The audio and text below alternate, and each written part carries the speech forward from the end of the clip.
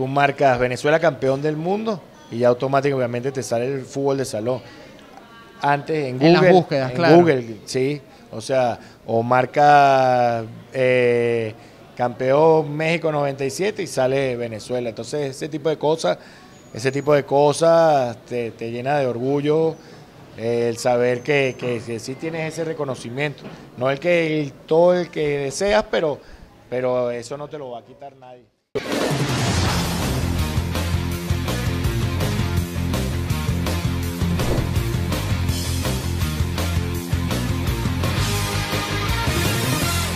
Hola, ¿qué tal amigos? Bienvenidos a un nuevo episodio de Día de Juego. Hernán Rodríguez, Anthony Abellás, como siempre, para nosotros un placer estar aquí conversando con ustedes desde el restaurante Gran Horizonte, nuestros aliados que nos han apoyado un montón, sobre todo ahora cerrando el año, que a Dios gracias nos ha ido muy bien, lo hemos cerrado con mucha fuerza. El episodio con Alex Candal ha sido una maravilla, ha tenido muy buena receptividad de su parte y queremos agradecerles por eso. Y hablando de Alex Escúchame. Hay que darle crédito a un visionario. Se llama Humberto, de Restaurante Gran Horizonte. Sí, nos dijo. Cuando terminó la conversación, nos dijo: créanme que el episodio con Alex Candal va a ser el más visto. Se van a acordar de mí. Nos lo dijo, mira, sentados aquí. Es verdad. A un costado de la mesa. Y nosotros por modestia dijimos, bueno, vamos a ver, pero con creces ha sido el episodio más visto de Día de Juego. Creo que tiene algo así como 25.000 vistas, más del doble de las que tuvo en su momento el profesor Ricardo Baliño. Pero hoy, para nosotros, genuinamente, este episodio es muy especial porque en los comentarios del capítulo de Alex Candal, alguien dándole la razón sobre la falta de arraigo o de sentido de pertenencia con lo nuestro, decía: en Venezuela, por ejemplo, hay una selección campeona del mundo en el 97 de fútbol salón y muy poca gente sabe eso, muy poca gente recuerda eso. Y justamente nosotros ya teníamos pautado, cuando leí eso al menos, a nuestro invitado de hoy, a José Manuel Botana, exfutbolista de fútbol de salón, de fútbol 11, ya vamos a hablar de todas estas cosas, campeón del mundo en el 97 en México con la selección nacional de nuestro país,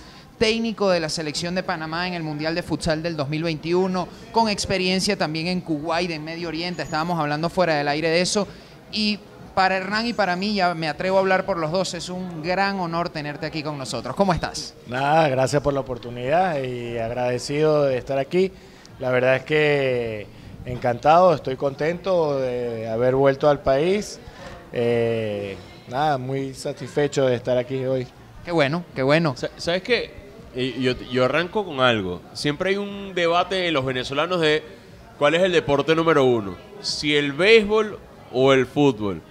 Y yo voy más allá. Yo creo que el deporte más practicado es el fútbol sala. Sí. O sea, hoy por hoy es el fútbol sala, como le dicen coloquialmente. Eso, o sea, creo que es incuestionable. O sea, señores del béisbol, señores del fútbol, escuchen. A nivel de fichas federadas y todo eso y de participantes, en cada país donde el fútbol sala se introduce, siempre va a tener muchos más seguidores. Obviamente las estructuras es mucho más fácil encontrar. La cancha múltiple. Colegios que tienen cancha de fútbol sala y no tienen cancha de fútbol. Entonces, no, sin comparación, siempre va a ser por números la práctica del salonista siempre va a ser mucho mayor.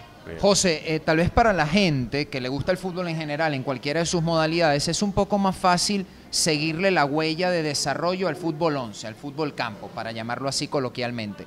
Pero preguntarte a ti por eso, ¿no? En tus inicios, ¿por qué y cómo te decidiste a practicar profesionalmente el fútbol salón? ¿Cuál fue el día que catalizó todo esto? Que alguien te dijo tal vez, oye, tienes talento, vamos a jugar en tal equipo. Eso te catapultó a otra cosa y te alejó tal vez un poquito de fútbol 11. ¿Cómo llegaste a ser selección de Venezuela de fútbol salón en vez de ser fútbol 11, además viniendo de una familia de colonias tan impregnada del fútbol 11 como la española, la gallega particularmente? Así es. Bueno, como lo dices, yo salí de la casa de la Hermandad Gallega.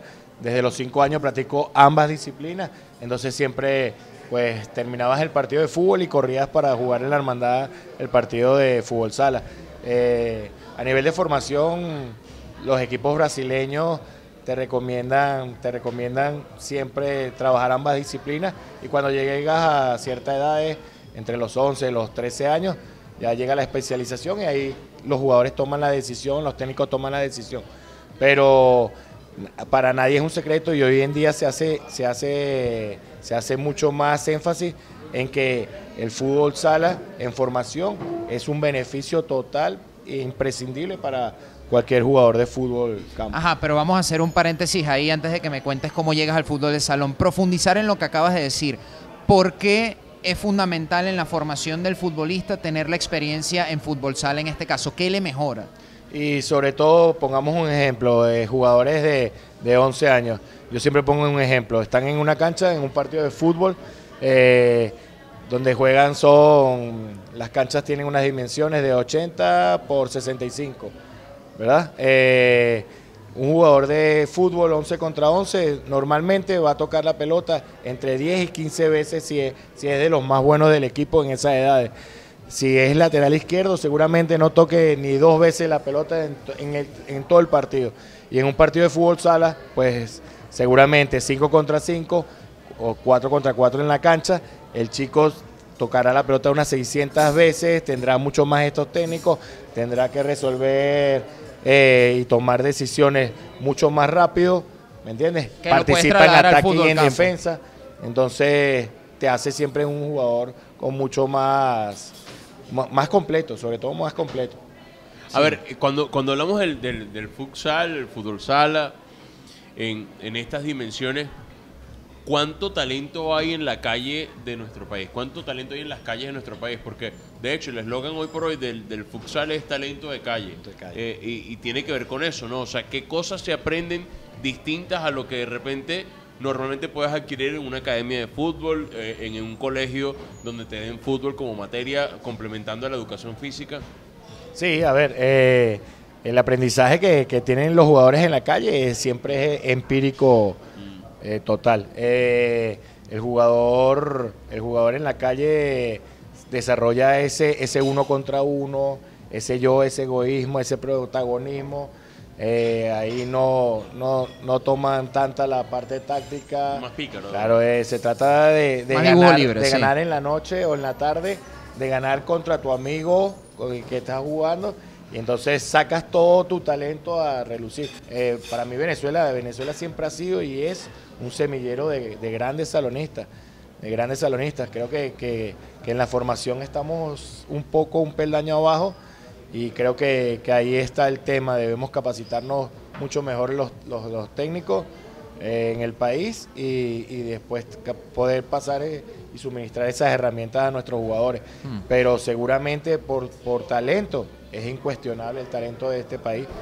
Volviendo al tema para tratar de desembocar en el Mundial del 97, ¿cómo llegas a esa selección? ¿Qué méritos reuniste futbolísticamente hablando para ser convocado? ¿Cuál era tu actualidad en ese momento para que la gente conozca también un poco tu historia particularmente? Sí, yo como todo jugador joven me dan la oportunidad de jugar la primera liga especial en el año 93 con 17 años.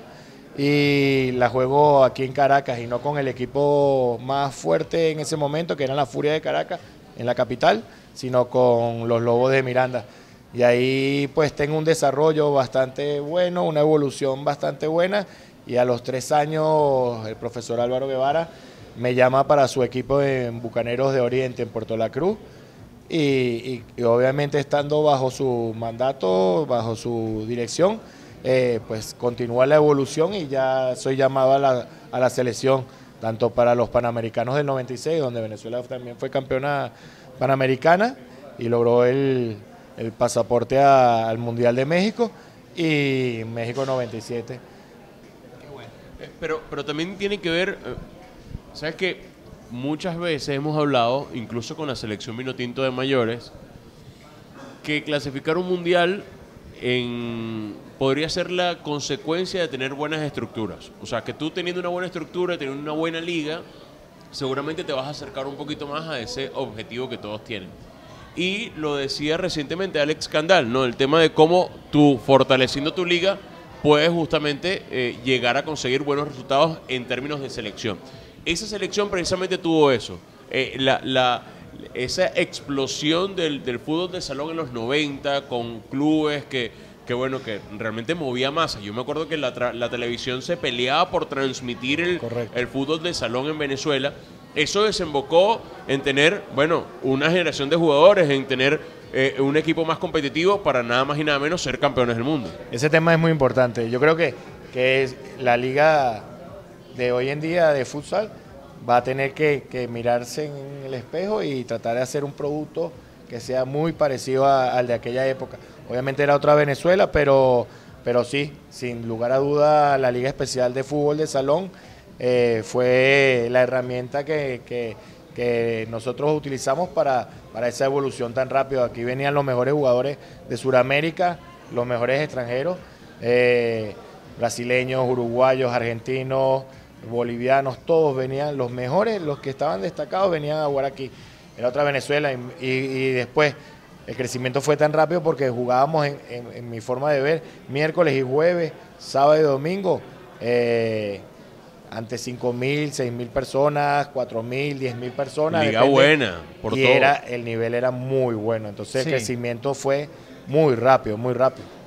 Campeones panamericanos, llega el Mundial de México en el 97 y algo que me llamó la atención de lo que hablábamos antes de empezar a grabar es que tú me decías, sí, nosotros nos sentíamos capaces de ser absolutamente protagonistas, como finalmente pasó.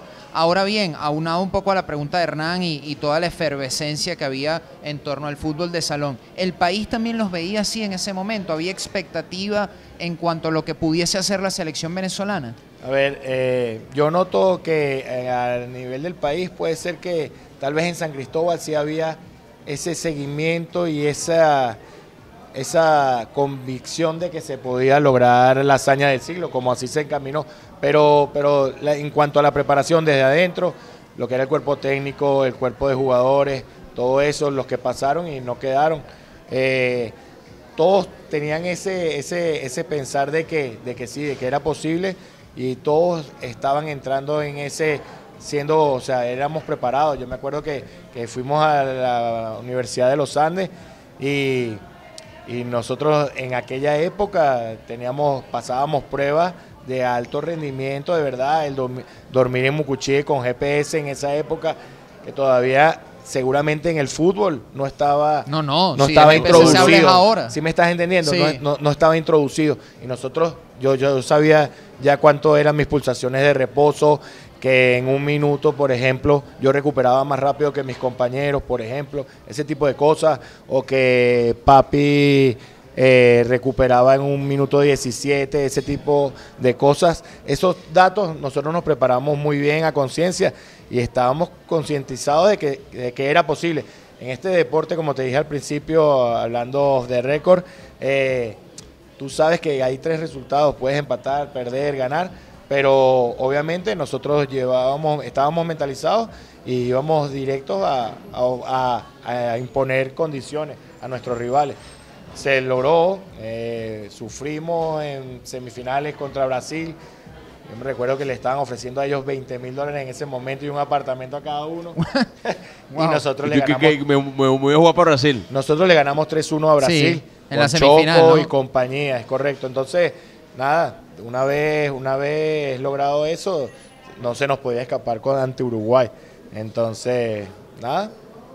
26 años después, ¿cómo lo ves? Porque yo percibo que muchas veces el medio venezolano no le ha dado el reconocimiento, el justo reconocimiento a lo que lograron, que, o sea, es la hazaña del siglo. Si en algún momento se reconoció lo que pasó con los héroes del 41, en algún momento se reconoció lo que hicieron los héroes de Portland Sí. en el 92, bueno, ustedes están allí con un logro por demás importante, en el logro más alto en su momento. ¿Cómo lo ves 26 años atrás? A ver, sí es cierto que no se le ha dado la importancia, el valor, el reconocimiento que se le debe dar a dicha gesta. Nosotros siempre estamos convencidos de que tarde o temprano se le debe dar a los 12 chicos, al cuerpo técnico, o sea, porque casi es irrepetible lo que se logró. Nosotros éramos profesionales de ese deporte. Esta liga especial de fútbol de salón era profesional. Venían los mejores jugadores, como te digo. Y nosotros logramos, con ese crecimiento, ese trabajo, ese proceso, ese esfuerzo de Germán Blanco, del difunto Roberto Salinas, se logró crear una liga competitiva y sacar una selección que jugó de tú a tú durante esos años con todas las selecciones del planeta, del orbe. Entonces, hoy 26 años después, siempre tienes ese gusanito y esperando que llegue ese reconocimiento que debe ser, o sea, el que debe ser, porque al final nosotros tenemos llaves de las ciudades, hemos inaugurado en su momento al llegar canchas en todos los estados, las canchas que se inauguraron luego todas se llaman, tienen nuestros nombres, si tú eres de Maracay, la cancha del Niño Planché, X, David, en Naguanagua, en Caracas es mi persona porque falta Chichi que se murió, entonces, pero eso no es tal vez el justo reconocimiento que se merece dicha gesta, la hazaña del siglo. Entonces, 26 años después, sí sientes ese orgullo cuando pasas por la calle, o por ejemplo hoy que se nos acercó antes de empezar la transmisión. Un señor y te saluda, y este es gloria de este deporte. Se llamó Gloria este Nacional, y yo creo que acertadamente. Así es, entonces eso te llena de mérito, eso es un orgullo, y siempre para tus familiares, a donde vas te reconocen, pero siempre esperas un poco más. Me llamó poderosamente la atención lo que contabas de la preparación previa al Mundial. Hablabas de que estaban, por la ULA, que tenían su GPS, que lógicamente estaban haciendo una especie de preparación previa, de pretemporada. Y si uno recuerda esa misma época, finales de los 90 en el fútbol campo, uno tal vez empieza a hablar de José Omar Pastoriza, luego llega Richard Páez, el Boom Vino Tinto, y parecía que el fútbol campo, comparativamente con lo que tú cuentas, estaba en pañales, era amateur, no se consideraba del todo la profesionalización, al menos en el ámbito de la selección. Y hoy en día es inevitable percibir o notar que esa tortilla se volteó, que ahora el fútbol campo es la principal referencia en cuanto a la disciplina se refiere, y si bien es cierto en futsal, como hemos hablado en este episodio y fuera del aire, hay talento, somos competitivos, fuimos a una Copa del Mundo, era como si hubiese perdido terreno otra vez y estaba tratando de alcanzar el fútbol campo. En tu opinión, ¿por qué pasó eso? ¿Cuál fue el punto de inflexión para que ante la opinión pública o las personas encargadas de respaldar una u otra disciplina empezó a darle más importancia al fútbol campo y no al fútbol de salón o al futsal? Y yo creo que mi opinión es que siempre la parte dirigencial es la parte importante de esto. O sea, esa selección, esa liga tenía una debida planificación, estaban 10, 12 empresarios, empezó con 6 franquicias en su momento. Al siguiente año ya eran 8 franquicias a nivel nacional y terminó con 10. O sea, que después paró esos temas políticos, la división entre ambas disciplinas, ambos estamentos, el futsal, el fútbol de salón, tuvo que ver. Pero yo supongo que la parte dirigencial, siempre que hagas trabajo y que haya una buena planificación, excelentes gestores, excelentes gerentes, que te sepas reunir de la gente capacitada en cada segmento, mercadeo, esa liga teníamos las mejores empresas, PDVSA, nosotros nos patrocinaba PDVSA, Ford, ¿me entiendes? Sí. Y entonces, nada, si tú vas más allá y tienes una buena organización, te reúnes de la gente indicada, seguramente que con el talento que hay en el país vas a tener o presentar un producto exitoso. Pero me da la impresión que a veces el fútbol de salón tuvo un sub y baja, porque 2 años más tarde de haber quedado campeones del mundo, la liga comenzó a desplomarse. Y tú dices, como un producto tan exitoso durante los 90 y siendo además campeones del mundo, o sea, debería ser un efecto totalmente contrario. O sea, lo que mucha gente espera hoy es que Venezuela clasifique un mundial de fútbol campo y a partir de ahí el fútbol venezolano va a cambiar, la liga va a mejorar mucho más. O sea, ¿qué pasó?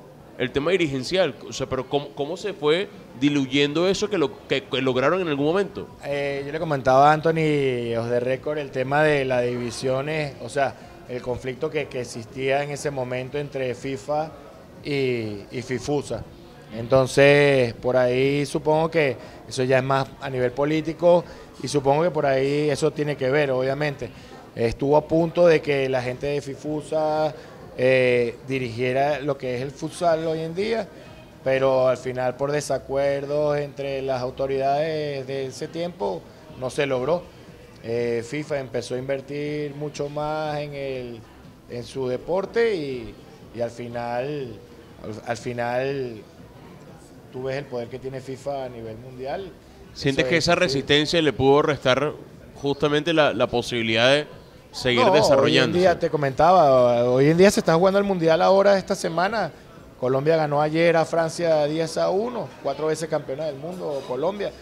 Se está jugando igual. Lo que pasa es que la mayoría de los chicos, por ejemplo, obviamente por tener mejores sueldos, se han pasado a la otra disciplina y eso es ley de vida.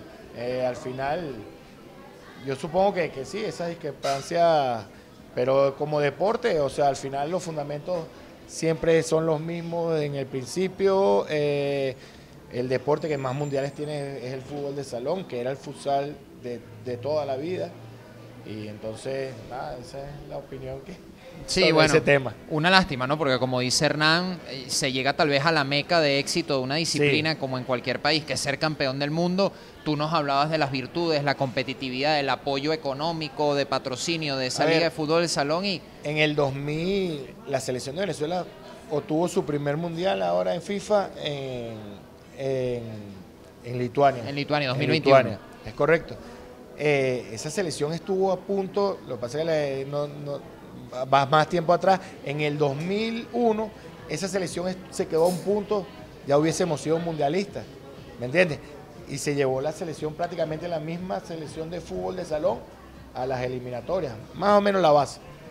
¿Sí Claro, me entiendes? sí, Entonces, ya estuvo a punto, lo que pasa es que no se dio, pero a lo mejor ya hubiésemos sido también mundialistas mucho antes. Claro, pero creo que terminas cayendo en lo mismo que decía... Pero no existía liga de futsal. Es lo que te digo, vas a caer en lo mismo que nos decía Alex Candal. Al final, fíjate que es la misma base, el mismo talento, pero de repente ya no tienen el mismo entorno competitivo en la gran mayoría del año. Vamos a llamarlo a nivel de clubes para hacer el paralelismo con la jerga del fútbol campo, y eso repercute seguramente en el rendimiento, en la soltura, en el ritmo que tengas, en la experiencia, a menos que tengan la oportunidad de jugar afuera, ¿no? Y no deja de ser llamativo. Eso habrá afectado, y tal vez nos estamos adelantando un poquito como a lo que nos hubiese gustado hacer a modo de cierre del episodio, ¿no? Pero habrá afectado a la opinión pública ese desplome de la disciplina en el país, porque una cosa es, bueno, esto fue lo que pasó con el fútbol de salón, la metamorfosis al fútbol sala a nivel político, como dices tú, pero ¿por qué la opinión pública no recuerda aún más o mejor esa hazaña? ¿Qué crees que pasó en la mente del venezolano para que hoy a 26 años, no nadie, pero poca gente o menos de la que uno esperaría se acuerde de esto? Bueno, también yo creo que era una Venezuela que no estaba acostumbrada a los éxitos, aunque después, si te fijas, cuando nosotros llegamos a cuartos de final, después de meterle la goleada a Portugal, Argentina otra vez, ¿no? Yo recuerdo, sí, venía Argentina, que era campeón del mundo en el 94, yo recuerdo que se peleaban por pasar los partidos en directo esa noche, o sea, cuando fuera el juego de nosotros. Entonces, sí, tal vez era un país el que vivió también el crecimiento del fútbol. No sé si lo recuerdas, que salíamos a las calles de la Merced, se llenaba para celebrar las victorias de Brasil. Claro. Pues es algo más de lo mismo, o sea, a lo mejor mucha gente tampoco estaba convencida de que era posible hasta que llega el momento de que sí, eliminas a un campeón del mundo, que era Argentina, viene Brasil, eliminas a un campeón del mundo, que era Brasil, ¿me entiendes? Eliminas a un campeón del mundo, que era Portugal, entonces, claro. Es interesante, lo dice como sociológicamente, no estábamos preparados entonces para ese triunfo, Y para puede asimilarlo. ser parte también de eso, aparte de lo que estábamos comentando sobre la gerencia y todo eso, el problema político entre ambos entes deportivos, seguramente en cuanto a arraigos y celebraciones y de que ser protagonistas en eventos deportivos. A nosotros nos recibieron en el campo de los Navegantes del Magallanes lleno, y la gente cantaba el himno nacional y venían los peloteros a sacarse fotos con nosotros. O sea, no sé, yo noto que después, claro, o sea, sí fuiste reconocido y sabías que habías logrado algo diferente, grande, pero antes, previamente, el país no estaba acostumbrado a esos grandes éxitos. Es más, el baloncesto vienen después unos logros con esa generación buena también, pero yo creo que son a posteriori también del 97, ¿puede ser? Bueno, Sí. Portland fue en el 92. Bueno, fue Portland 92. exacto. Portland sí, en el 92. Pero las que recientemente se dieron con el Che García sí son ya del siglo XXI, sin Claro. duda. A ver, cuando hablamos también del fútbol de salón y todo lo que le ha dado el país, yo quisiera saber cómo lo vivieron ustedes ese mundial, porque arrancan nada más y nada menos pues, con aquella victoria aplastante contra Estados Unidos, pero contar lo que de repente mucha gente no sabe, que es cómo lo vivieron ustedes internamente en el grupo, Claro. el paso a paso de ese mundial, qué cosas recuerdas, qué cosas quieres compartir con la audiencia de Día de Juego. A ver, nada, la experiencia. Nosotros estábamos mentalizados, sabíamos lo que íbamos. Llegó el debut, jugamos todo. El profe hizo las rotaciones que siempre venía acostumbrado, porque todos estábamos preparados. Yo hice 5 goles esa noche, 25-0. Récord para ese momento. Sí. Ese momento, después a los 3 meses lo rompió Brasil, creo que le hizo 42 goles a una selección de Indonesia, algo Qué así. barbaridad. Nosotros le metemos 25 a Estados Unidos y nosotros estábamos, esa es buena, nos daban $100 en ese tiempo por juego ganado. A pensaba que por gol, bueno. No, Millonario. Ojalá. Imagínate. Nos daban 100 goles, Compramos $100 una casa. y nosotros salíamos del hotel y se venían 2 guardaespaldas detrás de nosotros. Íbamos a hacer compras, camisetas, como todos chicos jóvenes y eso. ¿Qué Y entonces, compraste con esos yo primeros 100? yo compré unas camisetas de México y eso para traer. Y algunos compraron sombreros y todo. Entonces, cuando ya empiezas a ganar, ganas todo tu fase de grupo, le ganas a un campeón del mundo primero en tu grupo y tal. Una anécdota es que se acabaron los $100 como en los cuartos de final. Ya No lo gestionaron bien. Ya no pagaban más. Pero nosotros no íbamos por los $100, obviamente. Era una motivación de los presidentes y dueños del club. Claro, por eso cuando dijeron los $20.000 de Brasil, ustedes se quedaron locos. ¿Ah? Y el apartamento. No, esa es una anécdota que está ahí. Y nada, el equipo siempre unido, es una familia. Hoy en día seguimos unidos, todos o algunos muchos ligados al futsal hoy en día. Y la verdad es que esas son de las anécdotas más pintorescas. Cuando quedamos campeones nos fuimos a un restaurante a celebrar en Ciudad de México y genial. Qué gran recuerdo. Nos decías que todos estaban convencidos que podían ser campeones, que se consideraba que estaban muy bien preparados a lo interno, y llega a Estados Unidos, le hacen 25-0, lógicamente no es termómetro de lo que se iban a encontrar en la Copa del Mundo, pero no sé si lo recuerdas, ¿cómo procesaron esa victoria para que no les generara un espejismo o hablándote más en criollo y en términos futbolísticos, de repente procesarla tan mal que te agrande y que luego venga República Checa y te sorprenda porque ya es otra cosa, igual le ganaron, ¿no? Sí. Obviamente lo procesaron bien, pero ¿qué recuerdas de esos días para entender que cuando venga el siguiente rival no le vas a meter 25, tienes que competir? Y ese juego es buena pregunta. Ese juego me ha servido a mí para mi carrera. Ese juego lo agarramos como... Ya sabíamos que éramos superiores, que obviamente teníamos una liga profesional en nuestro país. Nosotros éramos jugadores profesionales contra jugadores amateur, ¿me entiendes? Entonces, y se notaba la diferencia. Entonces, lo agarramos como parte de trabajo, o sea, el poder hacer las jugadas, el poder todos tener minutos, el poder todos anotar goles para que tengas esa facilidad que cuando juegues contra el campeón del mundo actual, poder resolver si tienes la oportunidad. Y así fue, o sea, lo tomamos con esa seriedad y ese compromiso con la única orden de hacer el trabajo que era. No va a ser 25, no. Lo que pasa es que se dio y logramos hacer goles tras goles esa noche. Y cuando llegó República Checa, el contraste, ¿cómo lo asumió el grupo? Y ya era un partido con dificultad aún mayor, equipos que tienen fútbol de salón, equipos de Europa del Este que tienen fútbol de salón desde los años 80, en donde tienes porteros que utilizan bien los pies y tenías que estar más centrado, otro tipo de juego, pero sabíamos que podíamos vencerlo tranquilamente, como así fue. Y luego ya sí, el duelo de Sudamérica que venía de Argentina, y ese día ya teníamos la convicción, o sea, de que ese partido era el que iba a marcar, Venezuela viene aquí ¿me entiendes?, a ganarle al campeón del mundo y luego a pelear por todo. Es lo que te digo, podía pasar cualquier cosa, porque Colombia, los resultados son muy cortos, todo se define por detalle, pero sí, íbamos bastante preparados para que en el momento de que esos detalles que eso es la élite, el momento en que esos detalles necesiten cargarse hacia tu lado, se logren cargar. Sí. Por talento. ¿Cómo era el grupo? O sea, porque estamos hablando de lo competitivo, pero ¿cómo haces para mantenerte no solamente enfocado en el objetivo que es competir por el Mundial, sino también afianzarse como grupo, afianzarse como compañeros, afianzarse como ese grupo de amigos? ¿Cómo fue esa dinámica que de repente mucha gente se le imaginará que existió, pero no tiene el detalle de cómo fue? A ver, para mí obviamente el producto de la liga es la generación con más talento seguramente que haya yo visto. O sea, hay mucho talento en Venezuela, pero esa generación es muy talentosa. Había, sin temor a equivocarme, 25 o 30 jugadores que pudiesen ser selección nacional y haber tenido la oportunidad seguramente de...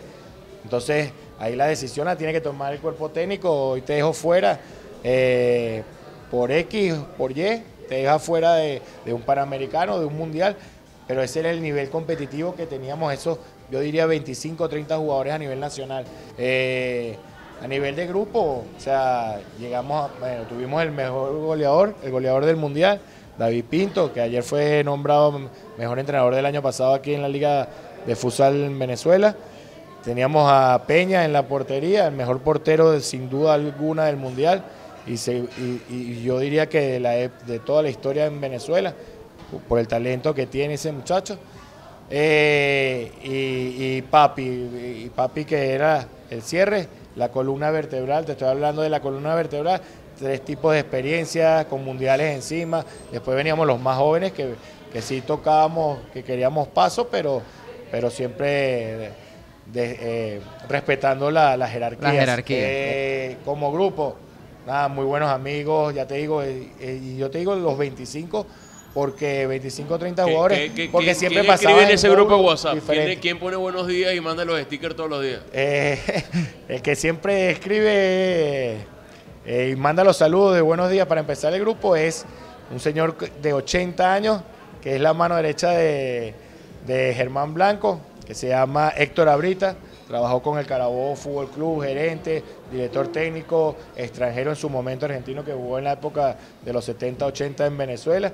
Y él es el que siempre saluda, el que siempre está pendiente de todo, al que le desaparecieron los zapatos en el avión de viaje hacia allá, en fin.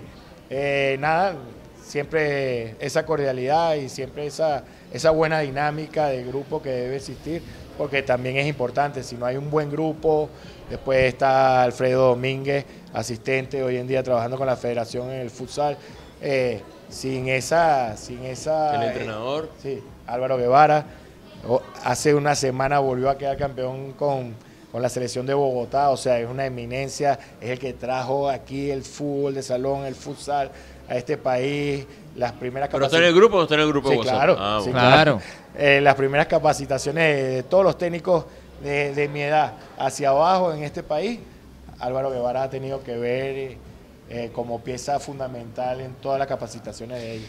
Sabes que en el fútbol campo, desde finales de los 90 y principios del 2000, se empezó a establecer en nuestro país el debate sobre si Venezuela era la cenicienta o no de Conmebol y cómo sacudirse esa etiqueta hasta cierto punto despectiva. También se habla de que el pasaporte pesa cuando un futbolista venezolano quiere ir a clubes de Europa, pero yo creo que tú y tus compañeros en el fútbol de salón vivieron lo opuesto.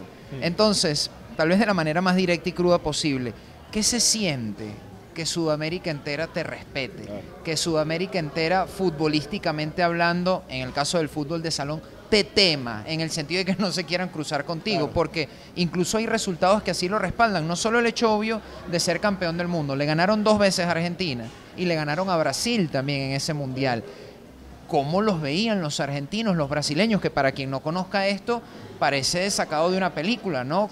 Temiéndote un argentino, un brasileño, futbolísticamente hablando. Y sí, toda esa generación, como tú dices, nosotros terminábamos nuestra liga especial aquí y muchos iban a jugar a Colombia en la segunda parte del año. O sea, eran tomados en cuenta como extranjeros en otras ligas. Yo tuve la dicha de jugar en España, en Italia, en Colombia. Entonces, eso también te llena de orgullo. En el momento, por ejemplo, me pasó en mi caso, en el momento que llego de ser campeón del mundo, mi equipo, el del profe Álvaro Guevara, en Bucaneros, necesitaba un pivo y se había fijado en un colombiano. A mí me cambian por un extranjero de la liga en ese momento y me voy a Huracanes de Apure. Entonces, la franquicia de allá pide un campeón del mundo y el de aquí te lleva un extranjero. Ese tipo de cosas te da ese valor, ese sentirte importante, saber que estás haciendo bien las cosas, es importante. Sí, muchos jugadores han jugado en Italia, en España, o sea que... Bueno, y hasta Uruguay le ganaron en la final, otro correcto. sudamericano. Así es, así es. Yo quería ir ahí, a Uruguay. En la mañana tienen que nada más y nada menos desayunar y pensar ya en Uruguay para coronarse campeones del mundo. ¿Qué recuerdas de ese día antes y después del juego? Ellos sabían, de hecho, en la selección de Uruguay, 4 jugadores jugaban en Venezuela. Moliterno jugó aquí, Gustavo, el negro de Zavala, fueron compañeros míos, incluso algunos. Ellos jugaban aquí, ellos sabían de nuestro potencial.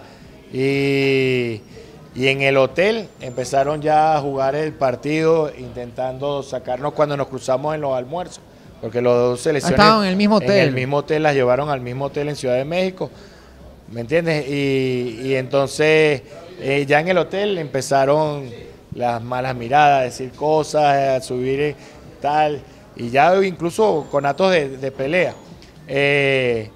Pero nosotros estábamos muy centrados que no se nos iba a escapar la oportunidad y eso, y no caímos. De hecho, el partido nosotros lo matamos muy rápido y ellos quieren seguir jugando ese juego violento y tal, y por ahí se fueron del partido. Nosotros no caímos nunca en esa... ¿Y después? ¿De la fiesta? Y después de la fiesta también estaban obviamente en el mismo hotel y también ahí sí ya nosotros dijimos muchas cosas y claro, tal. Mira. Respaldados por la victoria, pero no pasó nada grave, No, nada normal. no. Todo dentro del somos fútbol. muy buenos amigos hoy en día. Incluso yo ahora al negro le mandé 2 jugadores de Panamá, ¿me entiendes? Para que pudiera sacar a los jugadores de Panamá y que tuviesen otro roce internacional. Y mandamos jugadores de Panamá, o sea, somos muy buenos amigos, ellos saben. En función del gentilicio, ¿cuán importante como venezolano es que logres con la selección de tu país ser campeón del mundo? ¿Se siente tangiblemente pensar, oye, yo puse a Venezuela en la palestra mundial, el mundo entero, al menos por una semana, noticiosamente hablando, habla de Venezuela, así sea en el fútbol de salón? Sí, claro. Es lo máximo, o sea, el poder... Tú marcas Venezuela campeón del mundo y ya automáticamente te sale el fútbol de salón. Antes en Google, las búsquedas, claro. Google, sí, o sea, o marca campeón México 97 y sale Venezuela. Entonces ese tipo de cosas te llena de orgullo, el saber que sí tienes ese reconocimiento. No todo el que deseas, pero eso no te lo va a quitar nadie. Y futbolísticamente a ustedes en lo individual, para ti, tus compañeros, ¿cómo les cambió la vida en sus carreras después de ese mundial? O sea, ¿qué repercusión, por ejemplo, tuvo para ti o algún compañero que tú recuerdes? ¿Fue importante el impacto para que tuviesen nuevas oportunidades, para que llegaran otros equipos? No, está claro que sí. O sea, en tu currículum ser campeón del mundo, o sea, eso es lo más grande que hay en cualquier deporte, o sea, ganar un mundial. Eso te marca. De hecho, a mí eso, yo tengo licencia A de Conmebol de fútbol y fútbol sala. Empecé dando clases en el colegio de entrenadores, dictaba la materia de técnica y táctica aquí en los años 90 y el ser campeón del mundo me clasifica, sí, me clasifica el que entregas tu currículum. Ya después tuve que hacer un currículum de fútbol sala y otro de fútbol, porque a la hora de buscar trabajo, lo que sea, pero este es campeón del mundo de fútbol de salón.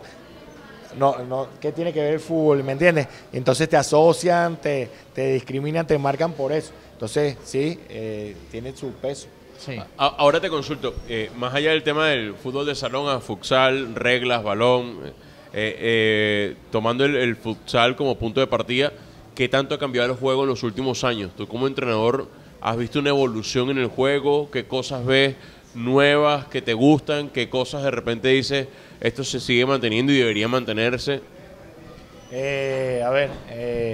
Ahora estos últimos años he mejorado mi juego de 4, por ejemplo, mucho más marcado hacia al lado europeo, portugués. Y la idea es esa, la idea es seguir creciendo, seguir capacitándote para dar lo mejor de ti. La disciplina ha crecido bastante. Creo que se ha vuelto aún más intenso, donde los jugadores no pueden estar en cancha más de 4 o 5 minutos dando lo máximo, incluso 4 minutos. Después hay prodigios físicamente que pueden aguantar 5 minutos o depende de la importancia que tengan individualmente para dentro de su colectivo. Pero sí, hoy en día se ha vuelto muy táctico, en donde tienes que facilitarle la mayor cantidad de herramientas. A mí me gusta mucho innovar en el tema de tecnología, el poder que mi cuerpo técnico trabaje con toda la tecnología, los software, desde análisis de video, llevar las estadísticas en el banquillo, de pases malos, pases buenos, todo eso.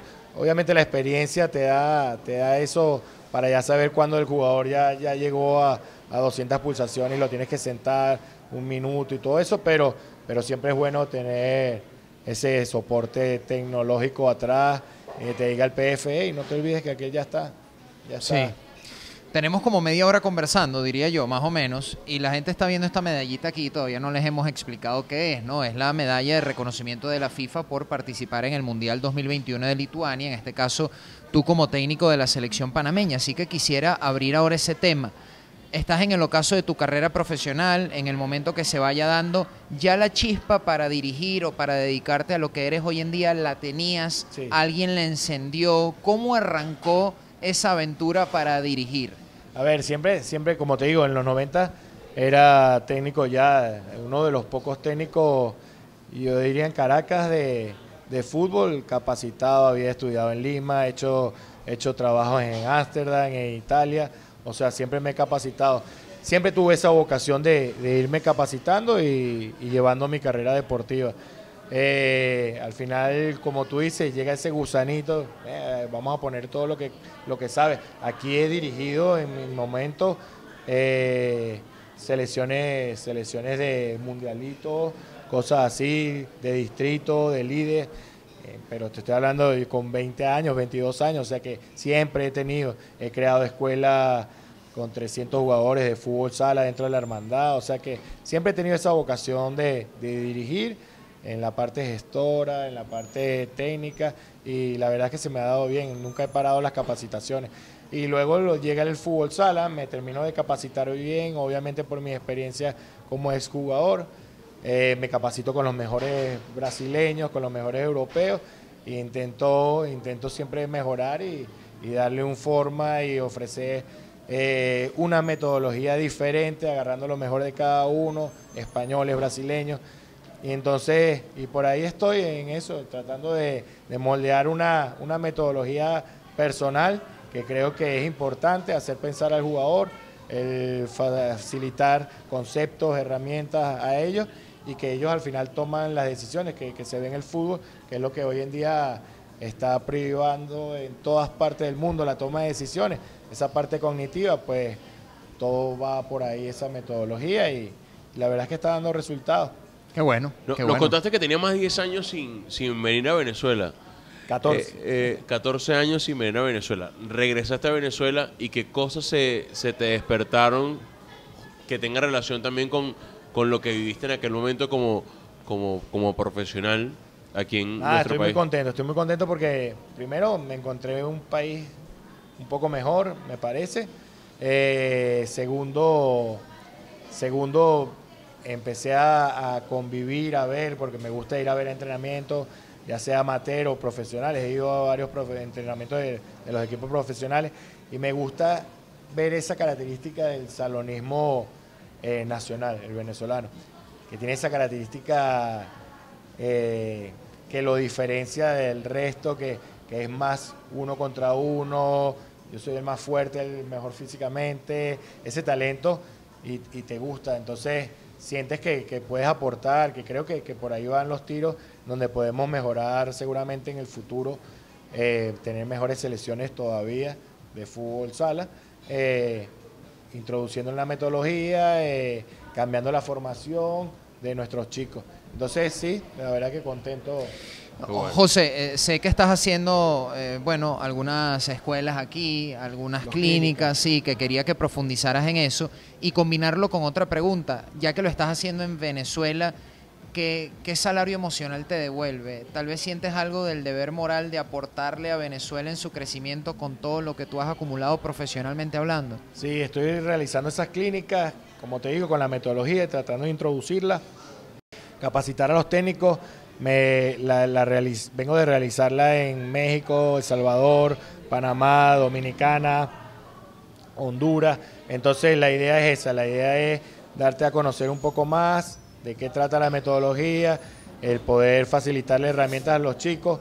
Hace una semana agarramos unos chicos que habían sido campeones nacionales con el distrito y entonces el sentir esa respuesta de que a los chicos les gusta, de que es cosas diferentes que ellos no están acostumbrados a ver, que los pones a pensar.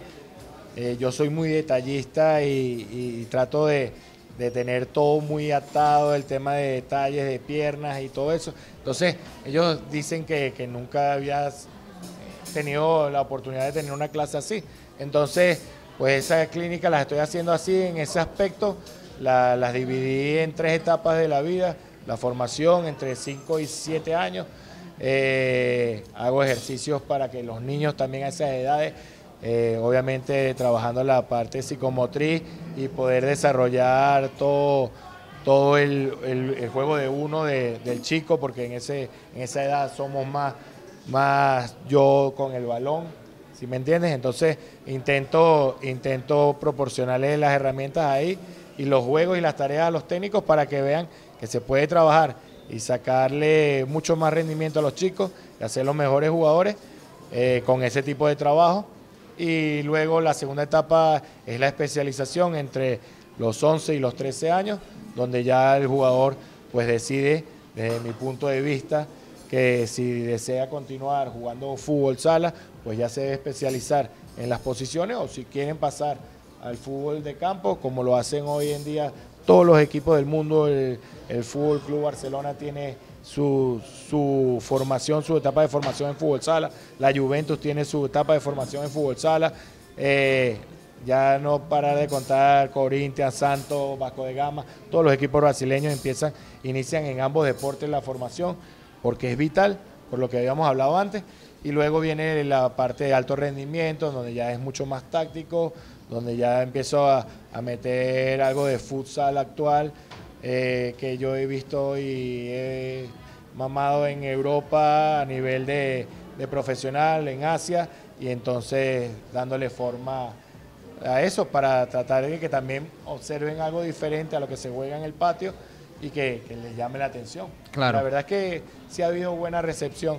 Bueno. ¿Qué tiene de particular, por ejemplo, alguien que se haya formado en el futsal y de repente ingresa en el fútbol? ¿Qué características y en el juego se aprecian rápidamente cuando se da ese salto al fútbol campo? Normalmente se adapta mucho más rápido el salonista que pasa a jugar fútbol que el futbolista que viene a jugar fútbol sala. Eso va a pasar siempre. Obviamente por la toma de decisiones es mucho más rápida, todo eso, la visión periférica es mucho más... El error se nota más rápido. Claro, también, entonces normalmente se adapta mucho mejor el salonista. Obviamente intentamos tener jugadores inteligentes, entonces si tienes jugadores inteligentes, el que es inteligente se adapta fácil a ambos deportes. Se ha visto casos actualmente. Leoncinho, que era selección Brasil en Lituania, está jugando fútbol y no dicen que no va a volver. Él se adapta rápido. Falcao, el mejor del mundo en su momento, pasó a jugar fútbol campo y lo pudo hacer tranquilamente. Es más difícil cuando el de fútbol, que no ha tenido nunca formación de fútbol sala, viene acá para moverse. Es que tal vez la gente que, coloquialmente hablando, practica el futbolito por hobby, amateur, creerá erróneamente que no hay tanta complejidad táctica en ese deporte, al ser espacios más reducidos, menos jugadores, el fútbol campo son 11, lógicamente pensarán que hay más combinaciones de lo táctico, pero tal vez tú dar un pequeño abreboca sin caer mucho en complejidades, por supuesto, pero cuán rico tácticamente puede llegar a ser el futsal. Y yo soy un convencido de que en los próximos años, tal vez en 4, 5, 6 años más o menos, va a haber especialistas de fútbol sala en los cuerpos técnicos de fútbol. Ya hoy en día, interesante. ya hoy en día, Lillo, el asistente de Guardiola, es un especialista en fútbol sala. Hoy en día, las situaciones que te pasan en el centro del campo, por ejemplo, la trabaja un salonista a diario. Cómo resolver ese 3 contra 2, 2 bueno, contra los triángulos 1, del básquetbol, por ejemplo. Los triángulos, eso todo eso. Decir, hoy en día ellos trabajan mucho espacio reducido. Y el salonista lo hace desde toda la vida. ¿Cuánto se parece el baloncesto al fútbol sala? Con las cortinas, Bastante, al ser tabloncillos, 5 contra 5. Sobreposiciones, sí, al balonmano. Sacas mucho de ahí. Yo, por ejemplo, te comentaba off the record el tema de las gafas de dificultad de visión, sí, que las traje al fútbol sala. Ese tipo de cosas son sacadas de otros deportes, como hacen los grandes en el fútbol, también que se empiezan a copiar cosas de deportes de menor cantidad de jugadores. ¿Está claro? Mira, en 2021 viste también a la selección venezolana en competir en un mundial. ¿Cómo ves el presente de la selección nacional de futsal? Y bueno, están trabajando, la verdad es que ahora no tuvieron muy buenos resultados últimamente, pero están trabajando, es una buena generación, buenísima generación, con mucho talento. Hoy en día están casi todos jugando aquí en el país, que eso es un hándicap importantísimo a la hora de hacer microciclos, porque puedes hacer microciclos, y creo yo y recomiendo que deben hacer microciclos estos últimos meses, porque la próxima fecha FIFA es en enero y ya en febrero es el premundial de Conmebol. Entonces, seguramente van a armar un buen grupo, tienen esa dificultad y ese baremo de haber sido mundialista en el pasado premundial, pero bueno, Robinson yo creo que tiene la experiencia necesaria y el apoyo necesario de la federación y de la liga para hacer las cosas bien y presentarse a imponer condiciones, que es como me gusta a mí y que seguramente lo harán. Que tenemos que ver, esperamos ver una Venezuela que pelee por esa plaza en el Mundial de Uzbekistán. Amén, ojalá sea de esa manera. Volviendo a la medallita, José, quien vea Wikipedia o la planilla por encima, verá en el Mundial de Lituania que Panamá no pasó de la fase de grupos y que perdió esos partidos, pero invitándote, mejor dicho, a dejar la modestia a un lado. ¿Qué significó para Panamá y por ende tú eres copartícipe de ese logro a su propia escala, ir al Mundial, clasificar al Mundial y competir ante las selecciones que jugó? A ver, yo siempre tengo las estadísticas, como te decía antes, soy muy detallista, muy estudioso. Las estadísticas, el único partido que perdió la posesión, Panamá no la perdió, la igualó, 50% de posesión para Brasil y 50% de posesión para Panamá.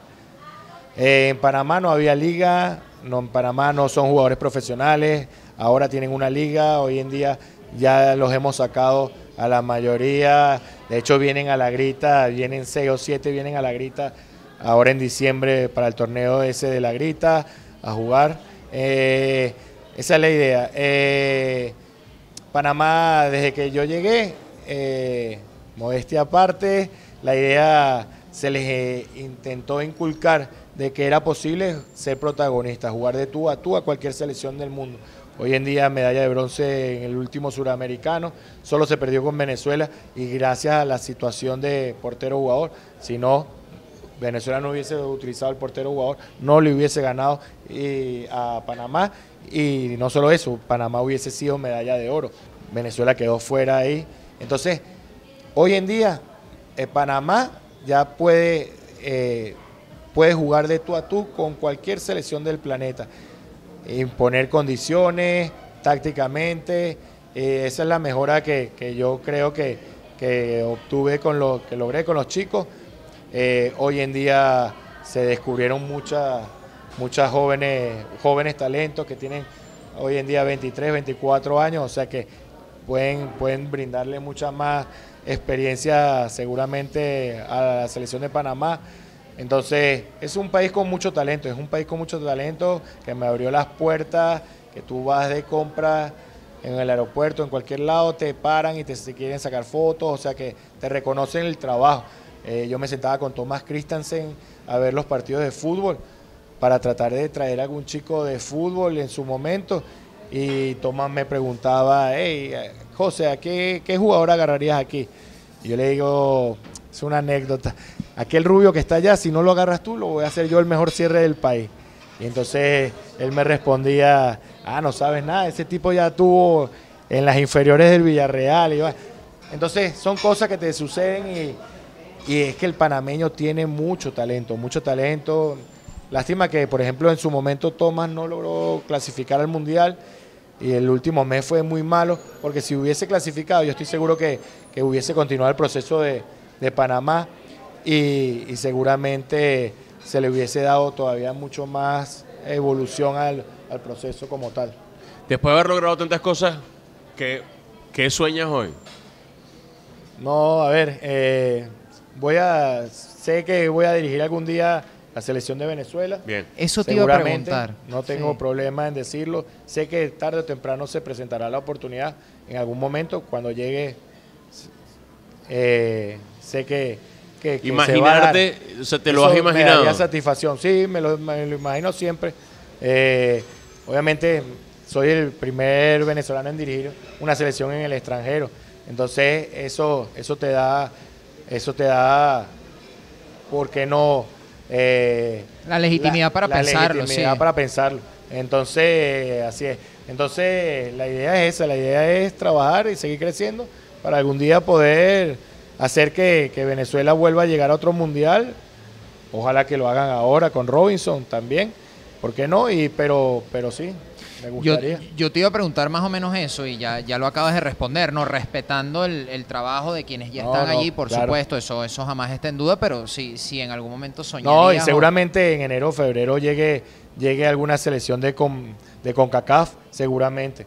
Estamos en conversaciones con algunas selecciones. Lo que pasa es que en esa zona pues no se apoya tanto los procesos, entonces las eliminatorias para ellos son en mayo. Entonces no pueden pagar a un poquito más tarde. No pueden pagar a un técnico durante todo un año, $3.500, $5.000, lo que sea, mensuales, o hacer como yo me llevé a Brasil. Yo a estos chicos los llevé a Brasil a vivir un mes para que se dieran cuenta de que lo que le estaba enseñando Botana no era nada del otro planeta. Era lo que hace un equipo profesional brasileño, Magnus, Corinthians, Sao Paulo, día a día. Sí. ¿Entiendes? Desde las 8 de la mañana hasta tal, entrenar 3, 4 veces al día. Entonces, wow. Y tener partido en la noche. O sea, ese tipo de cosas cambian, porque nuestro deporte es diferente también. Mencionabas que en el aeropuerto en Panamá, por ejemplo, la gente te reconoce, se toma fotos contigo, cosa que es muy bonita y muy positiva. Y tal vez la pregunta sea un poquito dura. Es irónico que tal vez no pase lo mismo cuando llegues a Maiquetía y seas campeón del mundo. ¿Cómo lo vives? ¿Cómo lo sientes? Yo no te digo que guardes algún rencor ni nada por el estilo, pero a mí no deja de parecerme una contradicción, de hacerme ruido, de que sea un llamado a atención para todos colectivamente, decir, oye, afuera se nos reconoce a veces más que incluso aquí adentro. ¿Qué hilo de pensamiento en un acto de sinceridad tienes tú con lo que te planteo? A ver, en Panamá es bien cierto, la verdad es que también es un país pequeño, 4 millones de habitantes, la mayoría, yo diría que el 80% de los futbolistas salen del fútbol sala del barrio. Te comentaba antes, Panamá tiene 4 millones de habitantes, 1.200.000 viven en San Miguelito, que es canchas de 3 contra 3 donde juegan todos los días descalzos, es un Brasil en pequeño. Entonces tienen esa característica. ¿Qué tal? Y la verdad es que sí, te sientes reconocido, llegas al aeropuerto, o sea, yo llego a Panamá, hago una escala o lo que sea, ahí está el seleccionador de Panamá que nos llevó a Lituania, o sea, en el supermercado tienes que sacar fotos con la gente, con los niños. Bien, aquí obviamente llegas al aeropuerto y no te lo reconocen o no te reconocen, pero no guardas rencor, no pasa nada. Pero sin embargo en la clínica los niños pequeños, epa, me está dando clase una gloria, se sacaban los zapatos para que se los firmara, las camisas, entonces eso sí te llena de emoción. Te llena más el sí. chamo que te firman los Sí, zapatos claro, sí, que sí, la sí. Yo mayor llevaba autoridad de Panamá que se saque la Yo foto firmaba contigo. autógrafos en Panamá y eso contados en el autobús y vaina que se acercaban los aficionados, pero sobre todo porque le trataba de dar protagonismo a los chicos, los enseño a que pasen por ruedas de prensa, que sepan expresarse ante los medios, todo eso para que el día de mañana pues sean completos en toda su formación. Pero aquí, por ejemplo, llevaba tiempo y increíble firmando autógrafos el otro día, los niños volvían, se sacaban los zapatos, las camisas, y eso te llena de alegría, sí. Mira, ya van a ser 26 años. 26 años de ese momento en el que se coronaron campeones del mundo. ¿Cómo lo han celebrado y cuál ha sido esa celebración post logro que más han disfrutado? ¿Cómo se van a juntar? Si es que se van a juntar.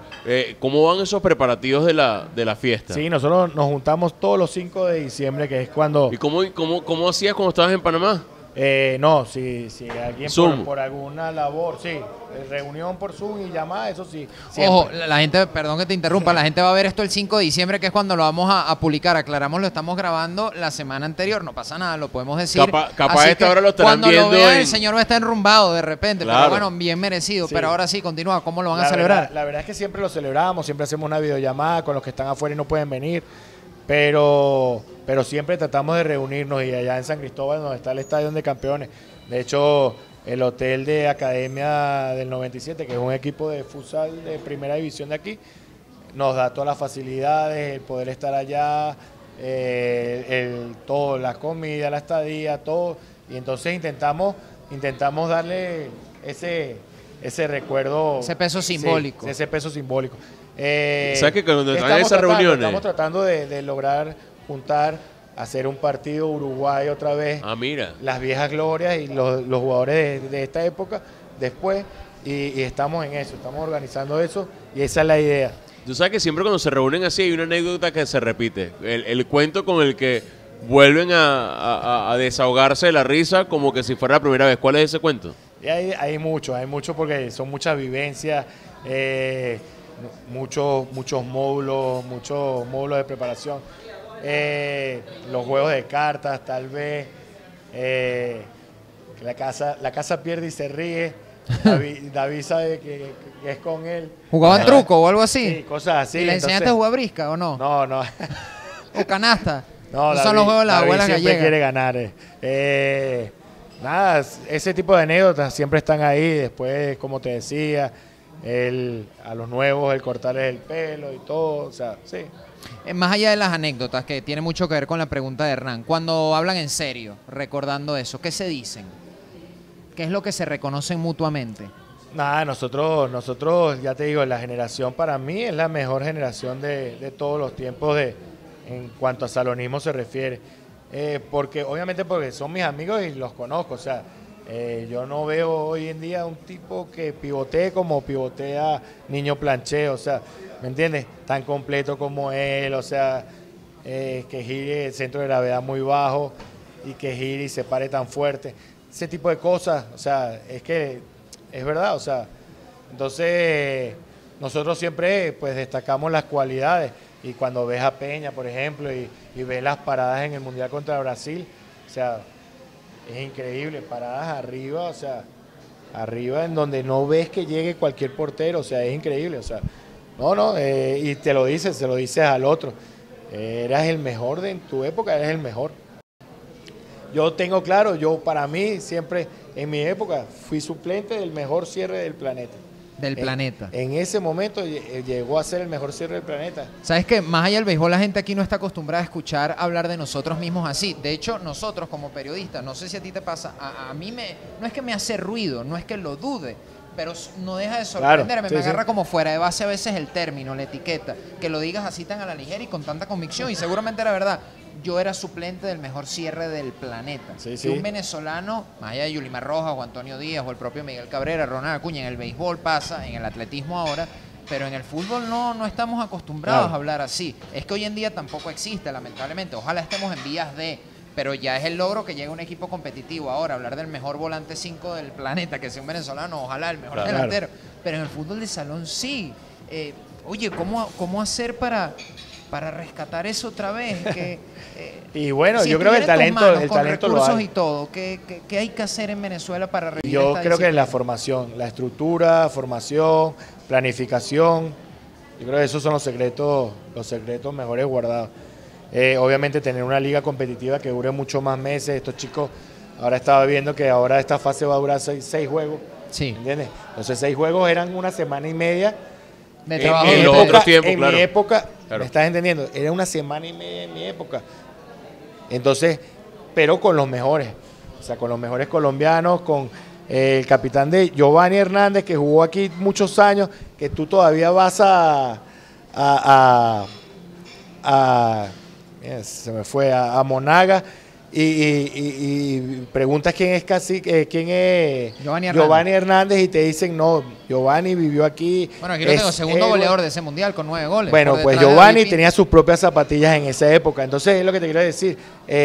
Y ahí buscas en YouTube y puedes ver entrevistas a Giovanni decir, no, es que estos tipos crecieron y lograron ser mejores que nosotros, Claro. que son 4 veces campeones del mundo. Yo recuerdo mucho, de verdad, de aquel momento, me gustaban las Furias de Caracas, pero también recuerdo que los canales de televisión se peleaban los derechos de transmisión de esos eventos. O sea, realmente era el baloncesto en su momento, porque también le pasó al baloncesto, creo que en los 90, que la gente, bueno, quería ver y siempre veía los auditorios, o sea, los gimnasios llenos, disfrutando del futsal y disfrutando del baloncesto. Así que creo que una época en la que el deporte venezolano brilló muchísimo. Sí, sí, totalmente. Y yo creo que es producto de eso, de lo que te dije antes, planificación, logística, profesionalismo, el saber rodearte de tener buenos gestores profesionales, buen director de mercadeo, buenos jefes de prensa. Nada, cuando tú te rodeas de el los apoyo mejores. psicológico estaba presente y te lo pregunto por lo siguiente. Se habla mucho a veces que el venezolano no llega en el fútbol porque tal vez no tiene la mentalidad adecuada o hablando coloquialmente no tiene la cabeza amueblada, le falta asesoría, Sí, le nosotros falta trabajamos con madurez. psicólogos en nuestra época también. ¿Cómo Ya te manejar digo, ser el mejor? Es que Eres teníamos campeón del mundo. profesionales y bueno, después cuando eres campeón del mundo tienes que saberlo manejar desde la humildad respectiva para tampoco saber mantenerte. Lo que no puedes es llegar y después caerte. Pero ¿quién los Entonces, guiaba? ¿Quién les hablaba? ¿El propio técnico? ¿Había sí, psicólogo?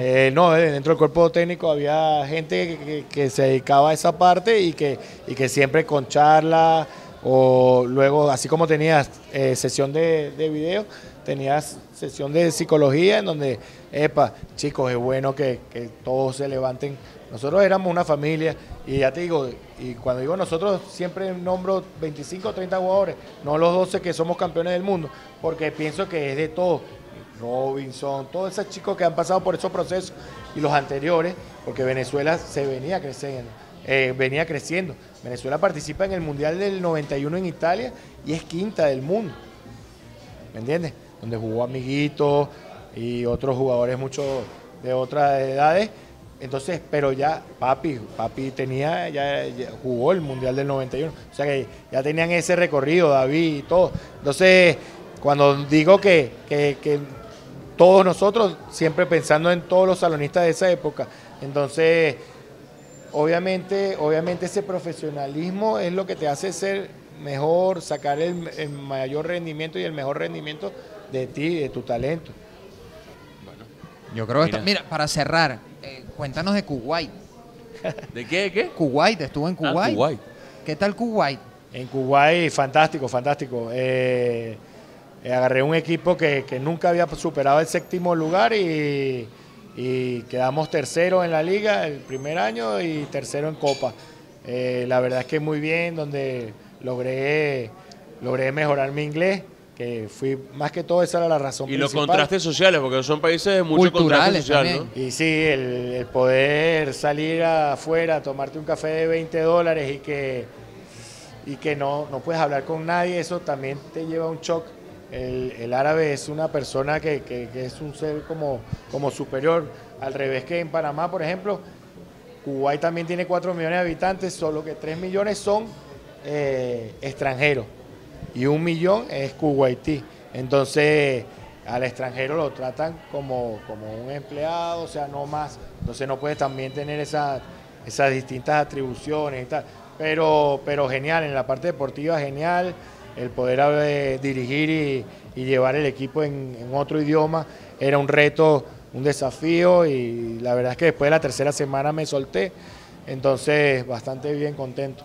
Para cerrar, José, ¿hasta cuándo te vas a quedar en Venezuela? Por favor, usa la cámara y la humilde plataforma que pueda ser Día de Juego para repetir la información sobre las clínicas, lo que quieras decirle a la gente, si la quieres invitar, las coordenadas de lo que estás haciendo para que sigan tu trabajo, no hay ningún problema. Nada, la idea es esa, la idea es invitarlos también a las clínicas que voy a realizar ahora. Este viernes estaré en Petare realizando las clínicas allá y luego me voy a San Cristóbal. En San Cristóbal estaremos en Colón 3 días, San Cristóbal y luego para cerrar el 9, 10, 11 en La Grita.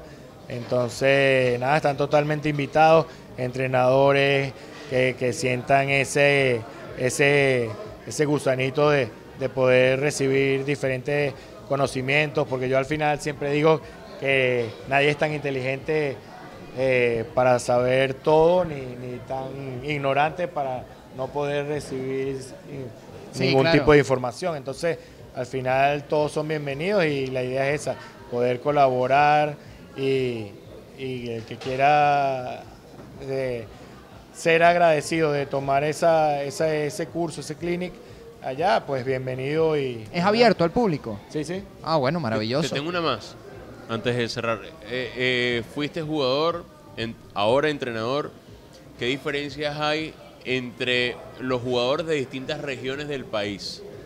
¿Qué diferencias encuentras entre, por ejemplo, el futbolista oriental o por ejemplo, específicamente de Guayana, o el de los Andes, el de Mérida, el de San Cristóbal, el jugador caraqueño? ¿Qué diferencias encuentras?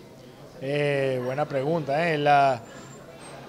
El fútbol sala como tal en Venezuela tiene una característica, ese uno contra uno, esa lucha, que es debido, yo creo, a la formación empírica, es muy detallada, muy resaltada. Después sí tienen esas características individuales de cada sector, de cada zona geográfica. Por ejemplo, el tachirense es el jugador habilidoso, el que vive con más pasión seguramente de todo el país este deporte, esta disciplina. Te encuentras en Anzoátegui, te encuentras jugadores físicamente muy poderosos, físicamente. Después en talento, el talento es más o menos similar. De repente alguna actitud también puede ser, ¿no? Sí, a ver, el maracucho es el más agrandado de los jugadores. Sí. Okay. Pero el talento, o sea, no se puede, tienen mucho talento. Pero sí, es una característica. El oriental puede ser más pícaro, por ejemplo. Sí. ¿Cuán importante es esa experiencia empírica, caimanear, de chamo? Lo que tú hablas de la irreverencia, de la personalidad, claro que competitividad, porque parece, yo creo que tiene como dos maneras de verlo. Puedes que te tengas carencias formativas, lógicamente, porque estás en la calle, pero también te da cosas intangibles, que yo creo que en Argentina ese debate está sobre la mesa desde hace años, el potrero y la academia, y que se impone, pero ¿cómo lo ves tú? No, tienes razón, pero lo que pasa es que si a eso le das ese planning, por decirlo de alguna manera, ese planning de formación, utilizando como herramientas los juegos, no, ya hoy en día en la calle ya, claro, estás sacando lo mejor de ambas cosas. Entonces es a donde voy. Antes, claro, es que es indudable que el potrero en el fútbol, el jugar en la calle, el fútbol de salón, era lo que te daba ese talento. Pero si a eso le inculcas el concepto, el por qué realizarlo, todo eso, seguramente será... Claro, es integral la formación. Así es. Bueno, José Manuel Botana, Gloria Nacional, me permito decirte a ti, cito al señor que se nos acercó y para que la gente también lo sepa, campeón del mundo en fútbol de salón en el año 1997, el Mundial de México, primer técnico venezolano, lo decías tú mismo, en dirigir una selección fuera de nuestro país, fuiste con Panamá al Mundial de Lituania 2021, estuviste también por Kuwait y bueno, ojalá la vida te dé las circunstancias, ¿por qué no?, para que trabajes en nuestro país, para que dirijas la selección nacional y para que puedas aportar tus conocimientos para que el futsal siga creciendo aquí en Venezuela. Gracias por estar aquí con nosotros. Nada, agradecido a ustedes y por la invitación y un placer y un orgullo estar aquí hoy. Bien, bueno, nada más y nada menos que nos dimos un lujo. Hoy es 5 de diciembre. Cuando vean el video. Claro, sí. cuando vean el episodio. Así que ténganlo claro. Cada 5 de diciembre vamos a estar cumpliendo años de una gesta muy importante para nuestro deporte nacional. Así es. Bueno, nada, esto es Día de Juego. Gracias por acompañarnos, por suscribirse, por apoyar cada uno de los videos, del contenido que nosotros hagamos. Agradecerle también a Gran Horizonte por ser unos maravillosos anfitriones, como siempre, por apoyarnos en nuestro proyecto. Denle like al video, compártanlo si les gusta. Si saben de gente que le gusta el fútbol, que probablemente no esté muy enterada de la hazaña del siglo, mándele su videito para que se instruya y tengan su tema de conversación en la próxima reunión. Gracias a todos, nos vemos pronto. Esto es Día de Juego.